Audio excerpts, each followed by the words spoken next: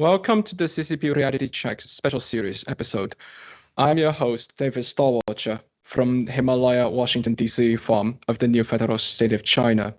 As for tonight, we are going to looking into, from another perspective, to looking into the CCP's infiltration of the US judicial system. So, without further ado, for tonight's topic, that will be how does the CCP utilize its infiltrated US law firms to threaten the US economic safety. Well, you may have remembered we have talked about two law firms. One is called O'Malveny and Myers, and another one it's called Paul Hastings. So for tonight, we will looking into Paul Hastings as an example to see how does the CCP utilize its infiltrated law firms to threaten the US economic safety. But before we continue, let's looking at some of the facts. Number one, Paul Hastings, the law firm where Luc Ardepont is working in, has assisted over 190 CCP-controlled entities.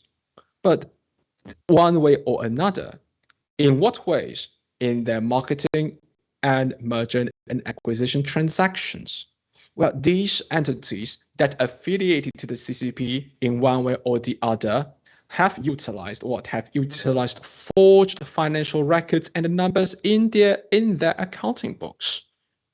Moreover, with these transactions carried out, the CCP is able to infiltrate the US economic system without raising suspicions to its main part of agenda to subvert the US economy from within.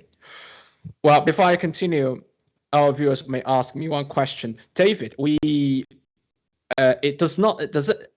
quite impossible for the US government not to raise suspicion over the CCP's action in economic field. So why are you saying things like this? What is the main part of agenda mean? Well, let me help clear this very quickly. Because in the past, the US government do raise their concern and do have noticed a lot of different activities that are abnormal and that may threaten the US national security, but they are mostly concentrated in several areas, in particular the high technology. But the ones in the financial fields are not that frequently reported. And in this particular area, the CCP's infiltration is more stealthy and much harder to get caught. So that is, in that way, they are able to carry out their agenda to subvert the US economy from within without raising, well, a large amount of suspicions. That's why I'm saying this. So then you may want to ask, David, so there are so many M&As. Are you going to talk about all of them? No, I'm not going to talk about all of them. I'm going to talk about 3 M&A, merger and acquisition cases here in this episode. One is the Binance's M&A of CoinMarketCap back in 2020. 2, it will be Ping An Group's establishment of a joint venture with Bloomberg Investment Partners to invest in the US logistic real estate. That is a fancy word for warehouses back in 2015. The third one will be the BioNTech and Fosun Pharma strategic partnership to develop COVID-19 vaccines back in 2020. And all these 3 are out of the 190 cases of M&A, merger and acquisitions, by the CCP entities that are represented by Paul Hastings. So now I know you are very itchy to know what is going to be. So we are going to look into the first case for today. It's called Binance. Let's continue. Binance, before I continue talking about the Binance acquisition of the CoinMarketCap, it has been, grilled very heavily recently because of the hidden connections with CCP being well, been digging out. But why we talk about the Binance acquisition of the CoinMarketCap in this one? So let's take a look quickly. I'll read that out quickly for you. So for Paul Hastings, in this particular picture, that is, we taken a screenshot from the Paul Hastings website. It basically talks about Binance acquisition of CoinMarketCap. And what is a CoinMarketCap? CoinMarketCap is basically a website that ranks the volume of trading, the values, and its total, and the prices, which basically like a billboard or something like a website to show you the data in the cryptocurrency market to see how it does. So let's continue reading deep down into this news. So it is always talking about, say, which team is led by who, by which partners, by who has been involved in the solution of the team. But let's go back to the last slide, because there's one particular thing I would like our viewers to pay attention to. The second little circle says Jia Yan. Jia Yan is, who is Jia Yan? Well, he actually appears in 2 of the anime cases in all of these examples. So now we're looking into the Binance acquisition of CoinMarketCap, which takes place in 2020 and represented by Paul Hastings. So some of our viewers may ask, David, the news itself is merely looking like a very normal representation of merger and acquisition by a law firm. So, and even though some people may know about Binance, say the Binance background to the CCP, so what is the connections here? Well, please do not get too hasty, because we are going to looking into first, what is Binance connections to CCP? So, Director, can we please go quicker to the Senator Haggerty's words, that slide over there? So we are going to looking into a video by, in the words of Senator Haggerty, his own words in the Senate concerning Binance and its ties to the CCP. Let's take a look at this video first, then I will talk about the connections of the Paul Hastings and the CCP a little bit further. Particularly about Binance, about the Chinese Communist Party's role and in support of that. To be clear, Binance is being proliferated around the world. It's a state-backed network. They're proliferating in emerging markets in a very predatory fashion. They're in developed markets. And again, now they have an even more open platform as FTX has been taken down. But if you think about an example like Binance with ties to the CCP, a committed partner to the Belt and Road Initiative, and particularly as it expands its market dominance with the collapse of FTX, what does that spell if lawmakers here in America follow through with their threats to ban digital assets or leave the current regulatory uncertainty in place? What does it mean for the global crypto market in general?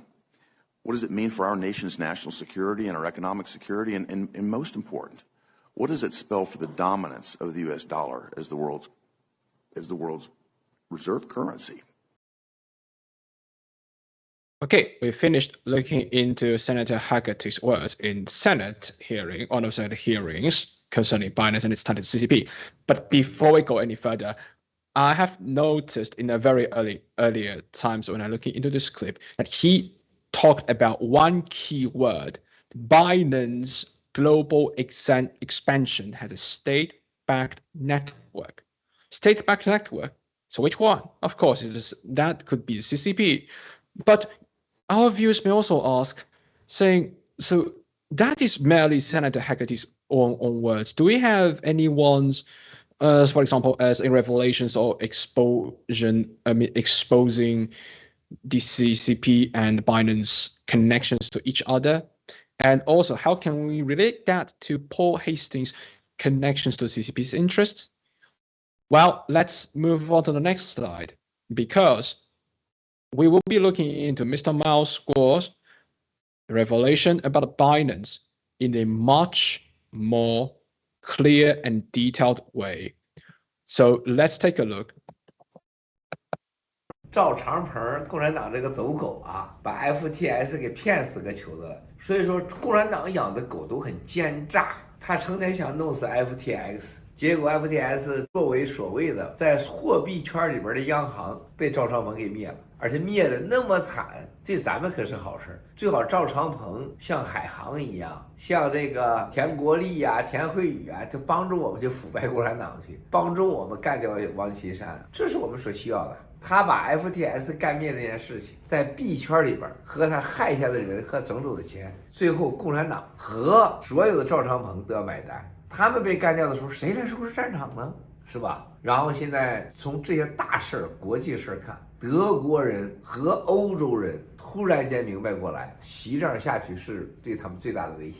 而且欧洲、美国已经给德国叫板，明确说啊，你敢把这芯片啊，你敢把这高科技跟那个西太阳做交易，那这事儿很大，后果很严重。听说啊，美国也告诉了德国，那会让你 extremely painful， 哥们儿立马毁了。所以说兄弟姐不要，你看过去几个月什么德国总理舒尔茨访华啦，什么赵长鹏又收了 FTX 啦，埃隆·马斯克又收推特啦。好像全世界所有发生的事儿对你都是不利的，这就是七哥与众不同。想到任何事情的发生，它都有机会，包括好事，更包括坏事。任何事情的发生决定你家幸不幸福。Okay, let's get back to the live stream for now. Okay, I understand this clip contains several other contents, but the key part is at the first one, where Mr. Moscow revealed that Binance is under the CCP's directive to set up FTX and destroy FTX. Why? Because FTX is being called the central bank in the cryptocurrency world, as Mr. Moscow already revealed that fact to us. So now we combine the words of Senator Haggerty and Mr. Moscow's revelation of the fact about Binance's action of framing FTX and led to its demise.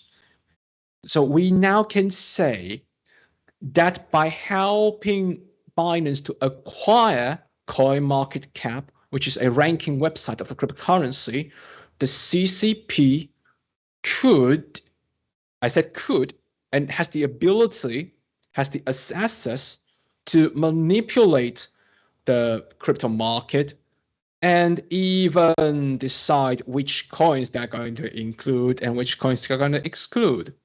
If, for example, a cryptocurrency is based on the idea of taking down a CCP, then the CCP can simply via Binance, via CZ Zhao Changpeng to carry out the CCP's directives or their agenda to exclude any cryptocurrency that the CCP intends to destroy. So Paul Hastings will be trying to explain themselves the way that they are just carrying out a merger and acquisition. But as a law firm themselves, it would be hard for us. Would it be possible for them not to know about the background of Binance? It does not stop here, because we will be looking into another very obvious case, which is the Ping An Group. So now let's move on. 都取决你的实力和你对事情处理的能力。 The next 最重要的事情，当你在一个 the next 家里边 slide, 家庭过日 because 子 we already finished the entire video. Okay, dear viewers, we would like, okay, thank you very much. Okay, so now let's take a look at the Ping An Group, because if Binance is not, if you still have difficulty in understanding what about Binance connections to CCP and thus the Paul Hastings connections to CCP's interests, this one might be help you a little bit longer or understand it a little bit much better.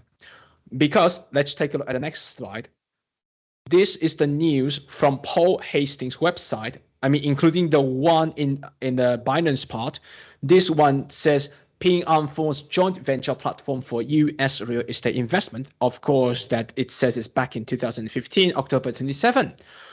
So what happens in this particular news point, because of time constraint, I don't try to read all of them to you. if you're interested, you can basically go to the Google and type in Ping An, Bloomberg Investment Partners, Paul Hastings joint venture, and then you will first come up with a Google search result that will be the news that we show here.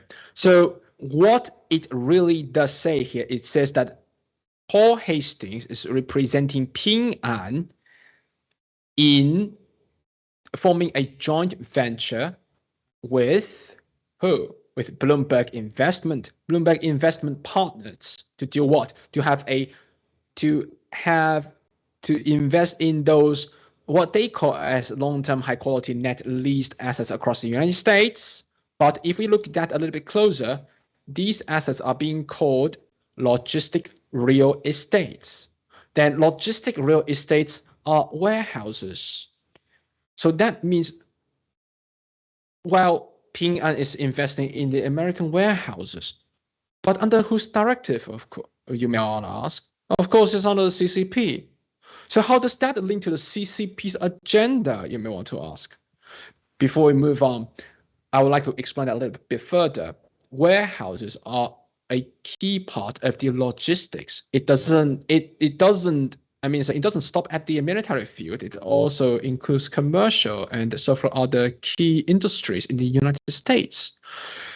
So we may be trying to find it very hard to figure out that we might find it a little bit hard to believe that CCP is trying to do harms by controlling U.S. logistics real estate. But it's very easy to think if the United States have anything to go against CCP, and if the CCP has the ability to control a large part of U.S. warehouses, then the U.S. logistics, either it is commercial or military, will be facing some of the potential issues. So you may want to ask, how does that relate to our today's topic? Let's move on, because we are going to show you the real face of the Ping An Group. We are going to show some of the facts that are already being revealed and by Mr. Miles Guo. Let's continue to that part. So according to Mr. Miles Guo, Ping An Group in its very nature is an entity controlled by the CCP from behind. But you may want to ask, where's the proof of these words? So before I read out the rest three of the 3 bullet points, Director, please let our viewers take a look at this particular part that Mr. Miles Guo speaks about Ping An Group. 赵长鹏共产党这个走狗啊，把 FTS 给骗死了。 Next 所 video. 以说，共产党养的狗都很奸诈，他成天想弄死 FTX， 结果 FTS 作为所谓的在货币圈里边的央行，被赵长鹏给灭了，而且灭的那么惨，这咋？所有的广东大的财团势力，要么在王岐山手里，要么在张德江、张高丽手里，也都是在江派。恒大这次把自己的所有的所谓的诉讼官司移到广州，这是习远平帮他的，想保他，他保不住。两派之间的厮杀啊，远远没有开始。大家可以看到，徐家印的倒台，将标志着正式的开始打决战。徐家印的倒台啊，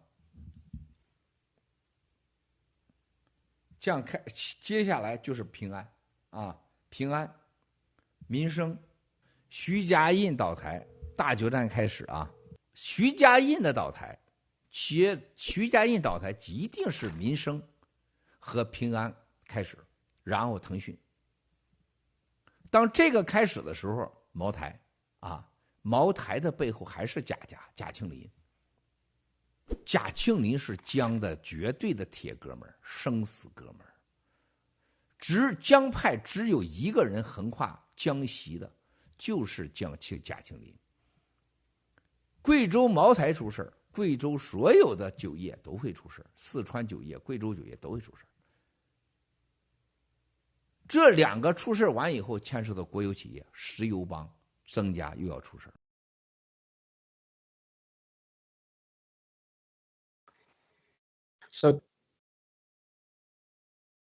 Okay, so that's the end of Mr. Miles Guo's revelation about the Ping An Group.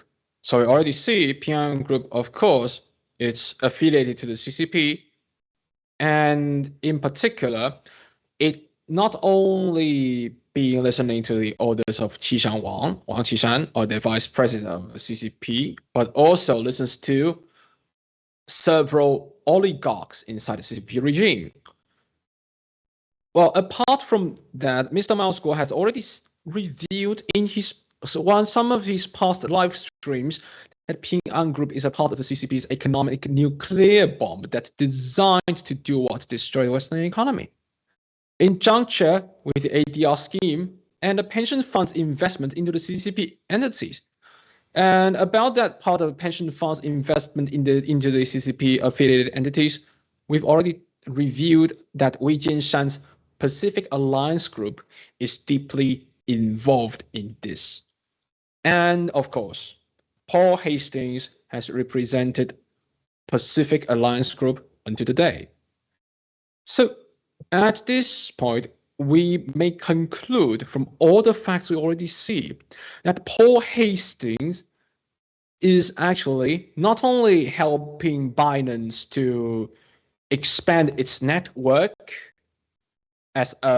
of which in turn that expansion as a part of the CCP's agenda to take away our freedom, but also to help Ping An Group helping Ping An Group to play its part in the CCP's economic nuclear bomb that is planted against the United States.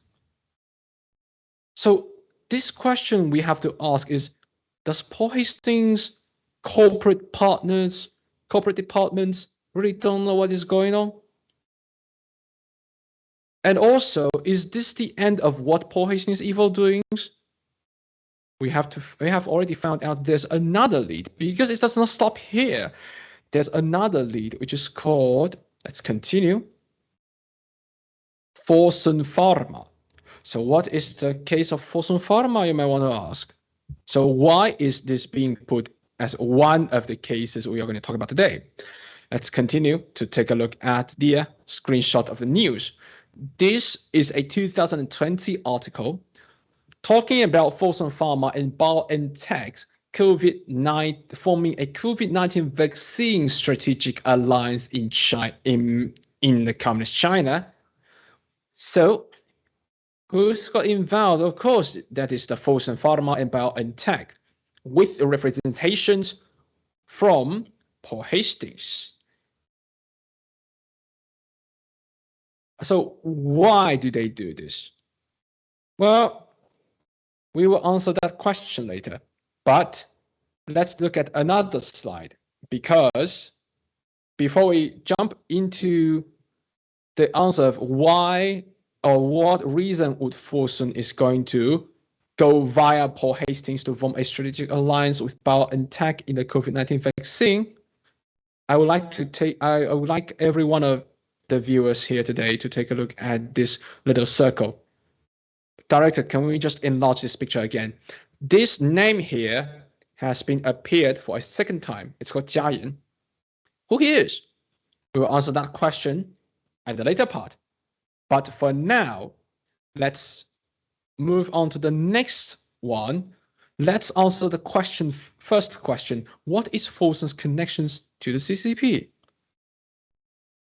So now we move on to the next part to see the answer. The answer is Fosun is an entity controlled by the CCP via Guo Guangchang, according to Mr. Miles Guo. So before we move on, and before we take a look at the short clip by Dr. Naomi Wolf, before that, so you may have a question. So you may want to ask me. So you want to ask, there are so many of the revelations, or there's so many of these entities are affiliated to the CCP. So why are these law firms still let them do so?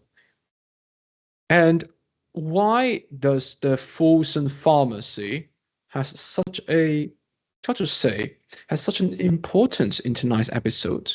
You may want to ask. Let's looking at Dr. Naomi Wolf's interview in 2020 in were Mr. in Bannon's China. War And Room. one of them was, believe it or Yours not, last time. overseen by the People's Liberation Army of China. I'm going to say that again. Our CDC, our Rochelle Walensky, when they were running the trials for this mRNA injection that everyone was forced to get, mandated to get, 9 of the sites, 9 of the oversight of what was happening were in China. One was overseen by the military of China. I'm going to remind you that I keep saying this is a bioweapon. This is a bioweapon. I'm going to move on. WuXi Biologics of Shanghai doesn't just manufacture the lipid nanoparticles that are in all of these mRNA injections. They actually bought a chunk of Pfizer. They bought a Pfizer production plant in China, so they bought a part of the company of Pfizer. I remember I'd reported that there was a memorandum of understanding. Well, they are actually now a Chinese company, meaning a CCP managed company, as everything is in China, owns a chunk of Pfizer. Not only that, this past month, September of 2022, our FDA, that complicit FDA that signed off on all of the atrocities and mass murders and disabilities and horrors and poisoning of women and babies in the Pfizer documents, our FDA and the European Medicines Association, which is their FDA, signed off on an agreement. They okayed WuXi to produce drugs and injections for Europe and America. And then WuXi opened plants in Germany, Switzerland, and now in Worcester, Mass, to manufacture Pfizer injections and other drugs. So that's the third plant owned by China. Okay, we finished watching Dr. Naomi Wolf's interview clips of being interviewed by Mr. Steve Bannon in his War Room live stream. So before we continue, I would like to help if you have a little bit of difficult time in understanding what Dr. Naomi Wolf is saying. Her key points are 3 of them. 1, Fosun Pharmacy's experimental site are one of them is being overseen by to be more exact, the CCP's armed forces. So CCP's armed forces are overseeing one of the testing sites. 2, while saying that Fosun Pharmacy has not only, besides the strategic partnership that Fosun Pharmacy signed with BioNTech, Fosun Pharmacy had also bought up a chunk of Pfizer pharmacies, stocks. So that makes the CCP has the means to not only just influence, but according to Dr. Naomi Wolf's words, it turns Pfizer into an entity that is affiliated and that could be controlled by the CCP. Third one is Fosun Pharmacy had been allowed to set up factories in overseas to produce what? To produce the COVID-19 vaccines. So now some of the viewers will be asking, so this seems like saying, what is Fosun Pharmacy's connection to the CCP exactly? Well, and why is that? Because Fosun in pharmacy is a field that is heavily it is just regulated so much that if you don't have any special connections to the regime, or to be more exact, if you don't affiliate to the regime, you have an extremely hard time to grow large enough to enter into the international market. And in the communist China, the fact is, if someone does not affiliate themselves with the regime, then their companies, although they could survive, it is really impossible for them to be large enough to influence the other countries. So some of our viewers may ask, what is the differences between the situation in the United States? I will answer that question later. But for now, let's looking at another question, which I know you'll be waiting for a long time, that concerns Yan Jia. So who is Yan Jia? Jia Yan, a lawyer who has appeared in 2 of the 3 M&A cases. Before we look into who is Jia Yan, just to say all these 3 of the cases are the entities, the CCP affiliated entities doing business with foreign countries or in foreign countries. So now let's move on to take a look. Who is Jia Yan? Jia Yan, as you see it from Paul Hastings' website, he is a partner of the corporate department. Well, and in his representations, Jia Yan has been representing a sovereign wealth fund. Well, is it possible for any private person to operate the wealth fund in the communist China? You may want to ask. The answer is, just like the pharmacy, a private person cannot operate a wealth fund, and especially the sovereign wealth fund. What do you think? Of course, it's the CCP affiliated entities, right? And the Fosun Group, that's the second one. We already talked about that. Let's move on to the next slide. Okay, let's enlarge this. Because because this Jia Yan has representing so many CCP affiliate entities, I just chose some of the ones that stood out the most. 2 of them that is related to our viewers in the United States. One is culture, and of course, one is the telecommunications, which is technology. First one, the Fortune Star Limited. We have to take a look that Fortune Star Limited is owned by whom? It's called CMC. And it's called a China Media Corp. But be careful, anything that starts with China in the communist China, and with that kind of volume big enough to get it into the international market, it has to be either controlled or owned by the CCP regime. And nearly all the media or other media conglomerates are either controlled or owned by the CCP regime. That's a fact. No one can change that. Also, the last red circle says a leading Chinese internet company and a leading mobile phone design and manufacturing company in the US and European National Security Review. Could that be Huawei or ZTE? Well, since the website did not tell us which one is that, we don't know. But that we can't help but think that could be either one of those. And in the communist China, as I already said, things related to communications, no real private companies can survive. You have to be CCP affiliated in one way or the other. So now, that comes to the last slide. Jia Yan, one of the Paul Hastings partners, and his international partner, is a member of the CCP, and the student of Huning Wang, one of the CCP's Politburo members. Speaking about Wang Huning, we would like to mention that in the past episodes, we've already talked about saying Hu Jintao's forced removal from the closing ceremony of the CCP National Congress.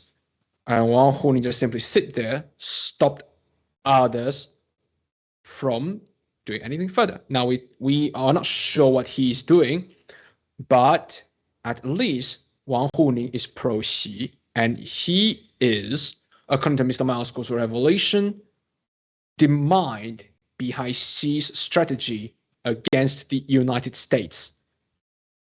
So that, if that doesn't sound an alarm, we don't know what will. So that concludes the 3 cases we're going to look into today that is represented by Paul Hastings. But there are some questions to consider. So the first question we have to ask ourselves is, how many CCP entities have come into the US market and take away Americans' money? Let's go back to the last slide. So first question we have asked, how many of the CCP's entities have come into the United States and US market and take away Americans' money through the same means? I mean, by utilizing these infiltrated firms to let them get into the market by passing the regulations one way or the other. 2, how much of the US key logistic real estates aka warehouses, and several other locations that have become CCP assets by the joint ventures, as the one we reviewed here, and represented by either Paul Hastings or O'Melveny Myers. 3, should we not ask ourselves how come a regime under which many key industries are controlled or owned by the state and written in the CCP's policies have so many so-called private companies? Should we not ask ourselves, are these real private companies? 4, do the partners of the Paul Hastings really do not know that they are representing the interests of the CCP against the United States? This is the last question to have to ask. Do they really don't know? Well, they do, or they are actually knowing it far better than the rest of us. But will they going to admit it? We don't know. So if these 4 questions doesn't sound our alarm, let's take a look at what the CCP those CCP collusions law firms will do to protesters. I mean, if those questions doesn't sound our alarm, I think this slide we're going to sound all of our alarms. Let's take a look right now. So the title is Who Hit This Chinese Dissident Protesting Against O'Melveny's Collusion with the CCP by a Fast Driving Car? So let's take a look at 3 pictures. The picture in the left bottom is this particular dissident who is protesting against O'Melveny and Myers' collusion with the CCP several days ago, back in December the 13th in the Eastern Standard Time. The 2 pictures on the right shows that this dissident who is protesting against O'Melveny and Myers' collusion with the CCP. Those 2 pictures shows that he was hit by a car several hours before this live stream go on live today in New York City. We already reviewed the fact that O'Melveny and Myers, along with Paul Hastings, has been colluding with the CCP, not only by helping CCP to turn the US judicial system into a weapon to go against the Chinese dissidents who lives here, but also helping those entities to come into the US markets to threaten the US economic safety and stability. So if that doesn't sound an alarm, we don't know what will. So for all the contents we're concentrating looking into today, that's the end of it. We are going to continue to do a quick recap on all these infiltrations into the US judicial system quickly. Let's move on. So now we'll do a quick recap of the case background of the case number 225007, which, by the way, is the case which reviews all these collusions that not many people have paid attention before. Let's continue. Okay, let's take a look at this particular graph. We showed it for many times. This is a graph of a list of people who have involved in the CCP unrestricted lawfare against Mr. Miles Guo. Mr. Miles Guo is the #1 enemy of the CCP, and he is a dissident who escaped the CCP regime. However, the regime, via PAG, Wei Jianshan, and several other entities in the United States, providing funds and utilizing some of the hidden proxies inside the US to wage unrestricted lawfare against Mr. Miles Guo. We've already talked about the cases of Joe Low, Nicky Lam Davis, George Higginbotham. We're also looking into the case of Elliot Brody, Prash Michelle, and of course Steve Wynn in the live stream, which titled as A Deal He Could Not Win. So we also move on. We talked about the blackmailing case by these so-called. We move on to see and look at the point. Yeah, we also talked about the blackmailing case by Luc Ardepont, the trustee nominated by the court, quote unquote, who committed a blackmail against Mr. Miles Guo. a dissident for $250 million, and Luc Ardepon threatened Mr. Moscow that if he didn't pay the $250 million, he would act in the interest of the CCP to destroy Mr. Moscow of his family and, of course, the entire whistleblower movement, who stood up against the CCP and chanting out the words "Take down the CCP." We also take a look. Move on. We also revealed that Wei Jianshan, along with his PAG and Paul Hastings, which we talked about tonight, to act as these two parties, act as the agents of the CCP to go against the Chinese dissidents who are against communism or against the CCP tyranny in the soil of the United States. And last